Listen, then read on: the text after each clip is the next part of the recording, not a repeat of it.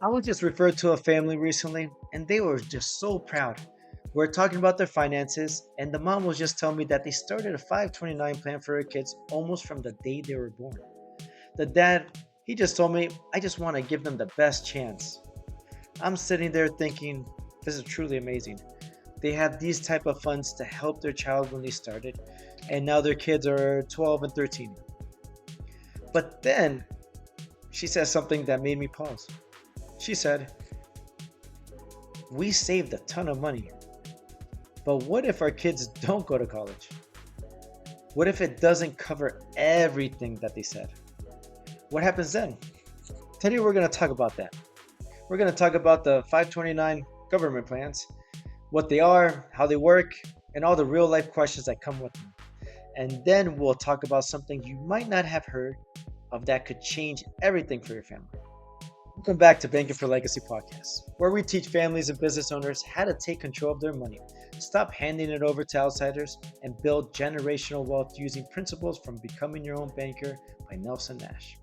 I'm your host, Nelson Pizarro, and this is Banking for Legacy podcast. A lot of people often open a 529 college savings plan because they're told it's a smart thing to do. Save early, save often, keep it growing tax free, and use it for education. Well, let's cover a couple things that these 529 government plans do. A lot of them do take care of tuition, fees, books, and some required supplies. Room and board, that's a hit and miss. You have to be there for X amount of months of enrollment. So there's some limitation there. You could possibly buy computers with it. You can even roll up to 35,000 of unused money into a Roth IRA. Of course, there's some conditions. And if the money isn't used for education, you still don't lose it. You can transfer it to other family members or use IRS rollover options. But there are some limitations and sometimes tax and penalty consequences if it's not for qualified expenses. So that all sounds great, but then there's always that small little fine print there that there's always some type of limitations there. Now let's just talk about real numbers and what possibly college costs. And this is a rough estimate in the nation. I'm here in California. It costs different than if somebody's in Tennessee. But we're going to give you a rough little average. So here's a real talk with numbers. So you know we're not just talking theory. On average today, public in-state tuition plus fees and living expenses are around $30,000 per year. Private college total costs around $60,000 per year. For 4 years, it can be easily between $120,000 to $250,000. That's about $200,000 or more saved up, and that's just a typical undergraduate degree, not accounting for graduate school, travel, textbooks, inflation, or the cost of living. Now let's talk about what many graduates actually make right out of school. The average starting salary for a new bachelor's degree graduate in the US is around $68,000 to $70,000 per year. But here's something people don't know. Some degrees, like let's just say education or arts, can start closer to $40,000 to $50,000. Many professionals don't even earn what they expect for years, especially after student loan payments.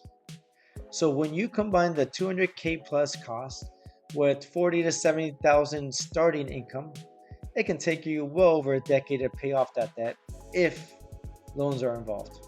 Of course, that's the if. But remember, your parents saved up for that 529 plan, and we'll tap into that.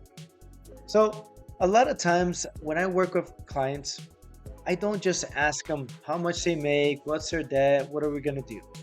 I'm actually going to guide them a little bit. And here's where I really pride myself on my quality and my skill that I have. Instead of just saying, hey, let's open up a 529 plan, what do you want to do with your life? Or where do you see yourself living and working? How do you plan to pay for this? It can be parents pay for everything. It can be a 50-50. The parent and the child can pay for the tuition. Or the child just pays all the cost. This turns planning into a conversation. instead of set it and forget it savings account. 529 realities. What families don't always think about. Here's a caution I want you all to hear. A 529 only works tax free for qualified educational costs. Things like room and board, textbooks, tuition, supplies, not travel, lifestyle, or other living costs you might expect. If you overfund and your child doesn't need it, you can either roll to a Roth IRA, and again, there's limitations, transfer it to another family member, or face taxes and penalties on unqualified withdrawals. Which means if you only had one child and your child didn't use up all the money in that 529, you're going to get hit with some taxes and penalties. Or you're going to roll whatever you can into a Roth, and then you're going to get hit with taxes and penalties. But then let's just say you didn't have as much as you wanted to plan, or it costs more because everything went up. Sometimes families still need to tap into their regular savings account when the 529 funds run short, because college costs go beyond just tuition and books. So a 529 plan is great, but it's only part of the picture. What if we could save your college and teach your family real life financial tools at the same time? What if that savings could not only pay for school, but also help start a business, buy a house, build generational wealth, or even buy a car? This is where the infinite banking comes in, the idea from becoming your own banker. Here's how it works, and I hope I can break it down in simple terms. You can build cash value inside a whole life insurance policy, not just a death benefit. That cash value grows every year. You can borrow against it for college. Money keeps growing even while you borrow it. You teach your kids about interest, principal, repayment, opportunity costs, and intentional financial design. Instead of losing growth once you spend money in a traditional account, you can use your own capital and then pay it back into your own system. This isn't about sound insurance. It's about financial education, control, and freedom. Here are a couple of real benefits. Parents, if you use this strategy, here's what would happen. You can pay for tuition and keep building wealth. Fund the child's first business. Buy a vehicle using a loan from the policy instead of a bank. Provide down payment for a house. Teach family how interest really works, leaving a legacy of financial intelligence. Legacy thinking, and what's it really about? Well, legacy isn't just about saving money, just sending your kid to college.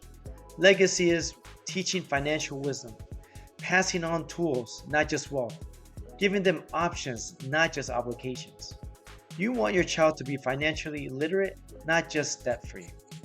If this conversation opened up your mind, great. That's step one.